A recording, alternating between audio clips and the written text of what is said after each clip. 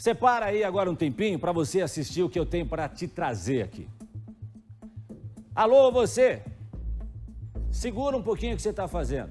Presta atenção alguns minutinhos. Você que é pai, você que é mãe. A gente vai trazer a história de um menino de 14 anos, apenas 14 anos. Ele foi alvo de um suspeito de pedofilia aqui em Curitiba. Sujeito conhecido na vizinhança e que agora é investigado por abusar de crianças e adolescentes. No caso do garoto que a gente comentou, que eu te falei aqui, ele conseguiu escapar pela própria inocência. É que o menino tinha passado o WhatsApp, para o taradão. O taradão começou a receber fotos, mandar fotos íntimas. E aí, é o seguinte, mas imagens pesadas, explícitas mesmo. Não dá pra gente mostrar aqui. Foi então que ele começou essa conversa, mas aí foi com um adulto que fez se passar pelo garoto, dando corda pro taradão. E a partir daí, a máscara desse homem caiu por terra. Veja na reportagem. Abalada, essa mãe tenta dar nome ao que sente depois que um dos filhos, de apenas 14 anos, foi assediado por um vizinho. Esse é um tipo de assunto, é muito nojento isso aí, é muito chato, é uma coisa que você quer esquecer. E chamar também o menininho da vizinha ali de 9 aninhos, tá nas mensagens, é terrível. Guiada pelo instinto de mãe, agora ela só pensa em se mudar da casa em que recém se instalou com a família no Capão Raso, em Curitiba. Você sai de um lugar para você ter paz. Tem 30 dias que a gente mudou para cá. Mas para entender melhor essa história, é preciso voltar um pouquinho no tempo. Quarta-feira, por volta das 3 da tarde. Ele abordou ele na rua, Porque ele faz para enganar as crianças, Os meninos. Dá seu telefone e mexe com o negócio de natureza. Não sei o que é, ele falando que era dono, que ele inventou. Seu filho deu o telefone, o número? Deu o número do telefone dele, aí ele foi conversando com ele, que ele é inocente, Eu fui na casa de um amigo meu, eu sentei no sofá, joguei videogame com um amigo. Aí começou a mandar mensagem, eu mandei na mensagem. Aí depois eu mostrei pra avó de um amigo meu, ela pegou o celular e mandou mensagem pra ele. Aí ele começou a mandar foto e cueca.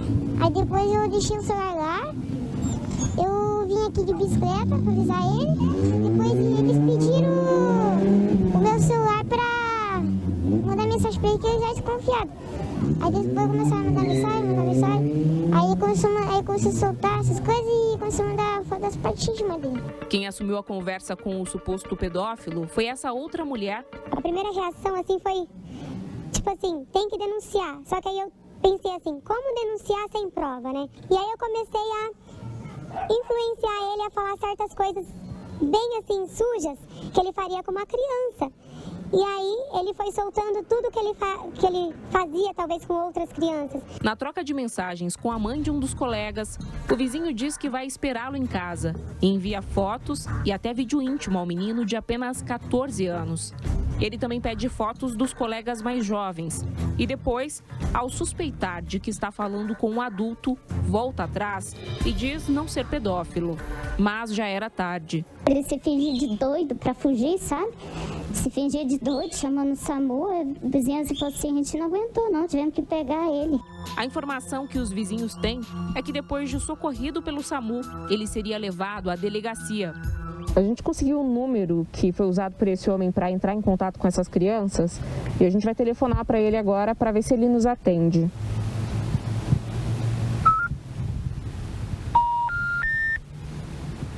O número que você chamou está programado para não receber chamada. O telefone nem chama. Assim que teve acesso ao conteúdo das conversas, essa mãe procurou no CRIA, Núcleo de Proteção à Criança e ao Adolescente Vítimas de Crimes. É terrível, até eles lá dentro ficou muito revoltado porque ele mandou. Falando pro meu filho que já teve caso comigo, relacionou com um menino de 10 anos, que teve caso com outro menino de Santa Catarina. O caso já está em investigação. Ninguém sabe ao certo se ele está ou não preso. Foi muita indignação, porque é uma pessoa muito simpática, que convive aqui com a gente, conversa com as crianças, conversa com todo mundo. Então, fiquei muito indignada, porque jamais imaginei que ele poderia ser assim. Eu quero que fique na cadeia mesmo, porque poderia ter sido meu filho. E, na real, poderia ter feito com o meu filho, entendeu? Porque o meu filho vive aqui andando de bicicleta na frente da casa dele. E até o meu filho ele convidou para entrar na casa dele. É a cabeça, né, que fica, né? Porque se isso daí tivesse acontecido, ele ia fazer com mais criança, né? Ele contando assim na mensagem que já pegou outras crianças e é nojento demais. Que situação, né? E aí, doutora Márcia Marcondes, veja bem, a gente teve acesso até a algumas fotos que não tem nem como mostrar. Uma situação realmente absurda de um homem maduro, conversador, porque ali na vizinhança o pessoal até conhecia ele, sabia quem era ele e tal, né? E aí tenta seduzir uma criança de 14 anos. 14 anos. Jason, a gente já falou anteriormente sobre abusadores aqui. E o abusador, ele é crônico. Ele abusa de uma criança, de outra, mais ou menos com o mesmo perfil, essas crianças. E ele se utiliza exatamente do fato dele ser conhecido como gente boa. Então, acaba essa pessoa convivendo com as crianças e em algum momento chegando perto delas dessa forma errada, né? Aliás, eu acho que até os números provam isso. Eu não tenho bem lembrança dos números absolutos, mas mais de 90%, né, doutora Márcia, desses casos de violência contra a menor, de abuso contra a menor de idade, normalmente acontecem no ambiente familiar ou próximo, né? É sempre um conhecido, é sempre alguém que está bem próximo da família, um vizinho, um familiar. Infelizmente é isso. Exato, Jason, porque são aquelas pessoas que de alguma forma têm acesso tranquilo às crianças. Por quê? Ou porque são familiares, ou porque são vizinhos, ou porque estão numa postura de poder, seja numa igreja, numa escola, em alguma outra situação assim, que a criança passe a confiar com naturalidade naquela pessoa. E essa pessoa, ela se coloca nessa posição exatamente para ter o objetivo dela, que é abusar das crianças. E hoje a gente ainda tem um outro mundo, né, que também traz perigo, virtual, né? Que é o mundo da internet, né? É por isso que a gente pontua assim, que o mais importante é a relação que você tem com as crianças. Que os pais tenham uma boa relação com as crianças, porque essas crianças, ao verem alguma coisa que elas não entenderam bem, que foi exatamente o que aconteceu aqui, ela procura um adulto e diz assim, olha, eu não sei se isso aqui é certo, eu estou meio na dúvida, pelo menos, né? Então, é muito importante que se mantenha o diálogo com as crianças, né? Que se mantenha e que tenha essa certeza. O responsável pelo crime é o abusador. Nunca a vítima. A vítima ela é levada, às vezes, a se manter numa conversa ou a se manter com certos atos exatamente porque o abusador chega junto dela. E é muito importante que a criança tenha isso em mente para que ela possa contar aos seus pais ou a outro adulto de confiança o que está acontecendo. E agora, doutora Márcia, por exemplo, no caso dessa amiga da mãe, né, que assumiu essa conversa com o homem, que seria o homem que estaria seduzindo ali a criançada ali da região, sei lá, no Capão Raso, né? Esse diálogo que ela teve, essas conversas que ela teve, né, se passando pela criança, isso pode ser usado agora como prova para a polícia também, contra esse homem, para vê-lo, inclusive, atrás das grades, né? Com certeza, Jason, porque embora fosse uma adulta falando com ele acreditava que estava falando com uma criança. Ele acreditava que continuava falando com aquele garoto. Então, é a intenção dele que é corroborada. E aí, provavelmente, em outras, além do telefone dele, outras coisas eletrônicas, né? Ou outros meios sociais, é capaz de se achar outras crianças também, né? Olha, estamos falando aqui agora do caso do menino que foi assediado por um vizinho, né? O homem acabou sendo denunciado por pedofilia. O que aconteceu? Ele começou a assediar essa criança, era uma pessoa conhecida ali na região. Atenção você, agora meio-dia mais 35 minutos. Você está chegando agora aqui ao Balanço Geral, seja bem-vindo. A gente está trazendo essa história para você, que é um alerta, inclusive, para os pais. Por sorte, esse menino começou a receber essas imagens, a pessoa era conhecida, trocou o número de WhatsApp com essa pessoa e essa pessoa começou a mandar fotos nuas, né, de cueca para criança e tal, umas coisas absurdas assim, né? Começou a mandar para a criança. A criança falou, isso aqui é certo, mãe, isso aqui é certo, não é certo. A mãe comentou com uma amiga, a amiga falou, não, peraí, isso não pode, pelo amor de Deus e tal. A mãe ficou até sem condições de agir. Essa amiga começou a dar trela pro cara. E ele continuou mandando foto, continuou assediando, continuou ali tentando, né, ter algo a mais com esse garoto. Até que eles deram o bote no camarada. Ô, Emanuel, como é que faz para denunciar, Emanuel? Quem vê esse tipo de situação na família, a gente já conversou aqui com a doutora Márcia, né? Mais de 90% desses casos de assédio a menores acontecem no ambiente familiar ou no ambiente bem próximo. Como é que faz para denunciar? Quando a pessoa está desconfiada, o que faz? Tem que procurar a polícia, não tem jeito, Jason. Mesmo a desconfiança, veja, quando você procura a polícia, você não está já acusando. Você está levando ali indícios para a polícia apurar. É o que aconteceu nesse caso que acabamos de ver. Eles foram até o NUCRIA, que é o Núcleo Especializado na Proteção de Crianças e Adolescentes. Qual que é o número de telefone lá? É o 3270 3370. Vou repetir para você, tá na sua tela, 3270 3370. Tem o e-mail também que você pode mandar. Se tiver material, como nesse caso, Jason, doutora Márcia, né? Melhor ainda. Você manda os materiais, mensagens de áudio, de vídeo, para que a polícia possa começar a investigação. Doutora Márcia, Jason, nós temos um problema maior em 2020, porque muitas vezes a escola, os professores, o ambiente escolar identificava que as crianças estavam sendo vítimas de abuso. E agora as crianças não estão mais indo para a escola. Quem identifica? Só a família.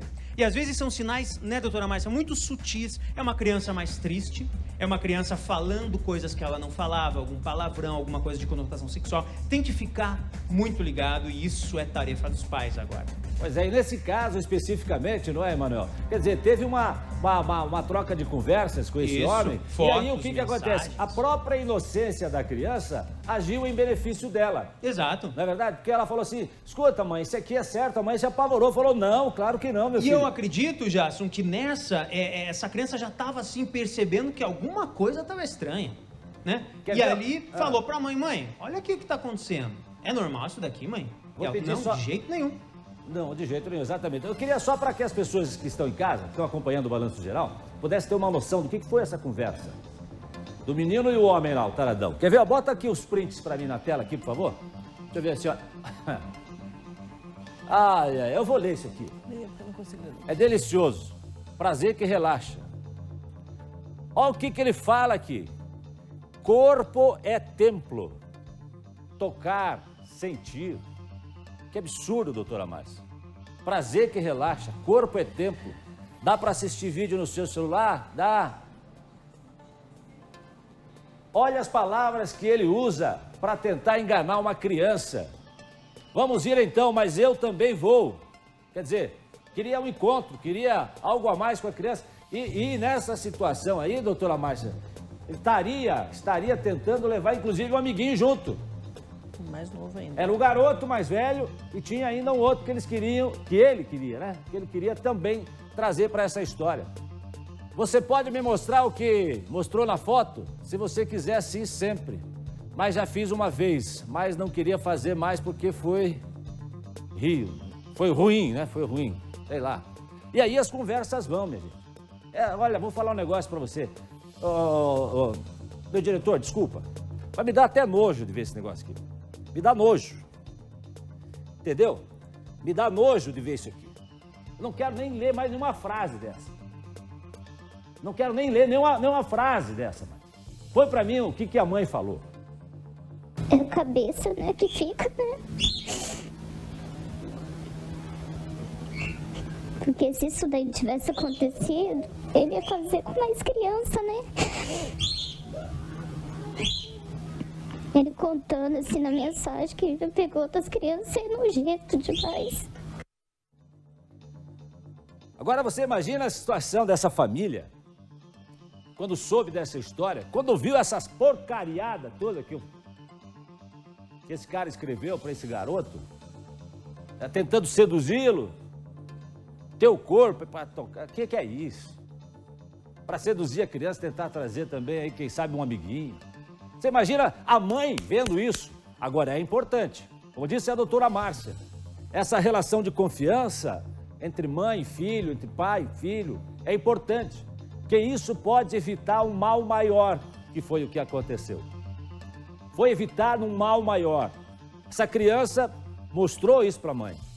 A mãe ficou sem chão, doutora Márcia. A mãe ficou sem chão. Ela não sabia nem como agir nem como reagir diante de tamanha situação, tamanha barbaridade, nojo.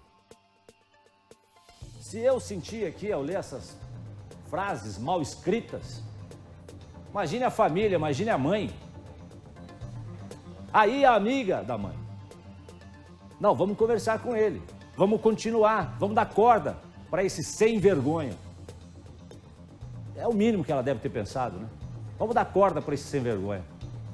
E aí, conseguiram perceber e identificar e se aproximar desse covarde. Porque isso, doutora Márcia, não deixa de ser uma covardia. Um cavalão sem vergonha tentando seduzir uma criança. Jason, não há dúvida que é covardia, mas o objetivo dele era dar um momento de convencimento. Ele queria convencer essa criança de repente passar imagens do seu próprio corpo para ela, de repente imagens de algum outro amiguinho também e posteriormente talvez um contato físico direto. Mas o objetivo dele era galgar essa confiança, né? E dentro dessa confiança, com essa criança, suprir os objetivos dele, né? Seja com imagens, seja com propriamente um toque nessa criança. E como a gente já viu antes, Jason, me permita, como a gente já viu antes, quando a gente vê uma criança denunciando, nós veremos outras crianças vindo atrás. Por quê? Porque esse comportamento ele não é pontual, ele costuma ser um meio de vida dessas pessoas.